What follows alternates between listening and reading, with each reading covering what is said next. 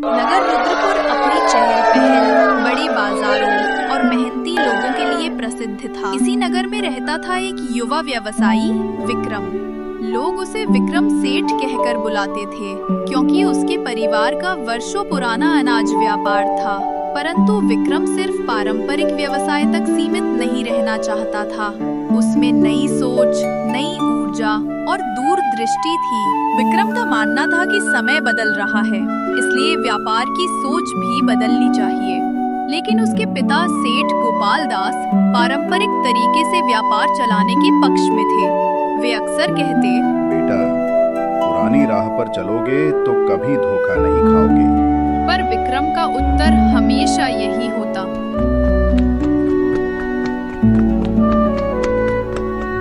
पिताजी, नई राह पर चलकर ही नई मंजिल मिलती है।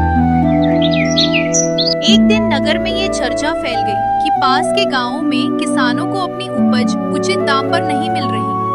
बड़े व्यापारी उन्हें बहुत कम कीमत देते और अपना लाभ बढ़ा लेते। विक्रम को ये बात अच्छी नहीं लगी। उसने सोचा, यदि किसानों को सही दाम मिले तो वे और अच्छा उत्पादन कर सकेंगे और व्यापार भी मजबूत होगा। ही सोचकर विक्रम ने एक नया विचार तैयार किया। उसने मन बनाया कि वो सीधे गांवों में जाकर किसानों से संपर्क करेगा, उनकी उपज उचित दाम पर खरीदेगा और शहर में बेचकर अपना भी लाभ कमाएगा। इस तरह किसानों को भी फायदा होगा और व्यापार भी ईमानदारी से बढ़ेगा। जब उसने ये योजना अपने पिता को बताई तो वे हंस पड़े। गांव-गांव घूमकर व्यापार करोगे? ऐसे व्यापार में समय बहुत लगता है और लाभ कम मिलता है। विक्रम ने विनम्रता से कहा, पिताजी, लाभ से ज्यादा विश्वास कमाना जरूरी है। विश्वास ही सबसे बड़ा धन है। पिता ने विरोध तो नहीं किया, लेकिन मन में सोचा, देखें ये नया जमाना क्या रंग दिखाता है।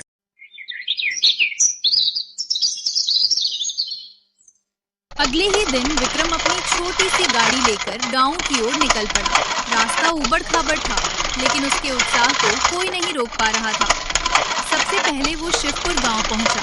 वहां किसान भगवान दास अपनी गेहूं की बोरियां बेचने के लिए परेशान बैठे थे। विक्रम ने उनसे पूछा, क्या हुआ चाचा, इतने उदास क्यों हो? भगवान दास ने आह भरी, बेटा, बाजार में व्यापारी गेहूं का दाम बहुत कम दे रहे हैं। साल भर मेहनत की और आखिर में हाथ में कुछ भी नहीं बचता। विक्रम ने मुस्कुराकर कहा, चाचा, आप दाम बताइए, मैं आपका माल खरीदूंगा। किसान ने हिचकते हुए दाम बताया, 50,000। ये शहर के हिसाब से ये अच्छा मूल्य है, पर गांव के व्यापारी उससे काफी कम देते हैं। विक्रम बोला, चाचा, मैं पूरा दाम दूंगा जैसा आपने कहा है। किसान चौंक गए। बेटा, क्या मजाक कर रहे हो? इतना दाम तो कोई नहीं देता। मैं बुद्धिमानी से व्यापार करता हूँ, धोखे से नहीं। विक्रम ने जवाब दिया। उसने तुरंत दाम चुकाया और गेहूं खरीद लिया। गांव में ये खबर आग की तरह फैल गई कि शहर से एक युवा सेठ आया है जो किसानों को सही दाम देता है। कुछ ही दिनों में विक्रम ने कई गांवों से उपज खरीदी। वो जहाँ जाता वहाँ किसान उसका सम्मान करते, चाय पिलाते, अपने दुख दर्द बताते और उसे अपना बेटा समझने लगे। जब ये बात पुराने व्यापारियों तक पहुंची तो वे घबरा गए।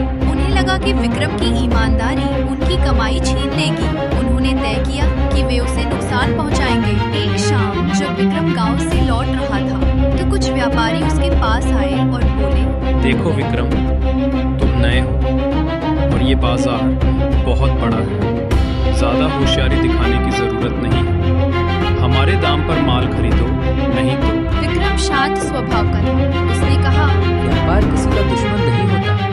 मैं किसी का हिस्सा नहीं छीन रहा हूँ, मैं ईमानदारी से काम कर रहा हूँ। वे व्यापारी गुस्से में निकल गए और उन्होंने किसानों को भ्रमित करना शुरू कर दिया कि विक्रम उनका माल सस्ते में खरीदकर धोखा देगा। अगले दिन जब विक्रम गांव पहुंचा तो कुछ किसान उससे दूरी बनाए हुए थे। उनके मन में शंका पैदा हो गई थी। अरे नमस्ते रघु भाई, आखिर मैंने ऐसा क्या कर दिया जो ये मुझसे इतना नाराज है? विक्रम ने सभी किसानों को चौपाल पर बुलाकर कहा, मेरे भाइयों, मैंने हमेशा आपको उचित दाम दिया है, आज भी दूंगा। लेकिन यदि आपको मेरी बात पर भरोसा नहीं तो आप मुझे माल न बेचें। मैं मजबूर नहीं कर रहा। क्या पता जो बात हम सुन रहे हैं वो सच बात हो। जरूरी तो नहीं सुनी हुई हर बात सच हो। हमें विक्रम बेटे की बात भी सुननी चाहिए। बेटा, मैं एक किसान की पत्नी हूँ। कड़ी मेहनत और ईमानदारी से जीते हैं। हमें तुम पर भरोसा है। बेटा, तुम्हारी ईमानदारी पर हमें पूरा भरोसा है। हम किसी के बहकावे में नहीं आएंगे। विक्रम की सच्चाई सुनकर किसानों को अपनी गलती का एहसास हुआ। वे बोले, हमें तुम्हारी ईमानदारी पर भरोसा है। हम सभी को क्षमा कर दो भैया। ये देखकर व्यापारी गुस्से से भर गए, लेकिन विक्रम ने बिना विवाद किए शांत मन से अपना व्यापार जारी रखा। आप सभी का धन्यवाद मुझ पे भरोसा करने के लिए। इस बदलाव का असर विक्रम के व्यापार पर भी पड़ा। उसकी दुकान पर ग्राहकों की भीड़ रहने लगी। लोग उसे ईमानदार सेठ के नाम से पहचानने लगे। गांव और शहर दोनों जगह उसकी प्रतिष्ठा बढ़ती गई। सेठ गोपाल दास अपने बेटे की बुद्धिमानी देख गर्व से भर उठे। उन्होंने कहा, बेटा, तुमने साबित कर दिया कि व्यापार सिर्फ लाभ कमाने के लिए नहीं, बल्कि समाज की भलाई के लिए भी होता है। विक्रम ने विनम्रता से उत्तर दिया, पिताजी, जब किसान समृद्ध होंगे तभी हमारा व्यापार भी समृद्ध होगा। व्यापार की असली सफलता विश्वास और ईमानदारी से आती है। विक्रम की कहानी नगर ही नहीं, आसपास के जिलों में भी प्रसिद्ध हो गई। वो सभी के लिए एक उदाहरण बन गया कि व्यापार शक्ति छल या लालच से नहीं, बल्कि बुद्धिमानी, दूरदृष्टि और ईमानदारी से बढ़ता है। किसानों ने उसके सम्मान में एक सभा रखी और उसे बुद्धिमान व्यवसायी की उपाधि दी। ये उपाधि उसके लिए किसी बड़े पुरस्कार से कम नहीं थी। हीरे जवाहरात से भरी तिजोरी तो बहुतों के पास होती है, लेकिन विश्वास और सम्मान से भरी तिजोरी सिर्फ एक सच्चे और बुद्धिमान व्यवसायी के पास होती है। मैं तो केवल एक सामान्य सा व्यापारी हूँ।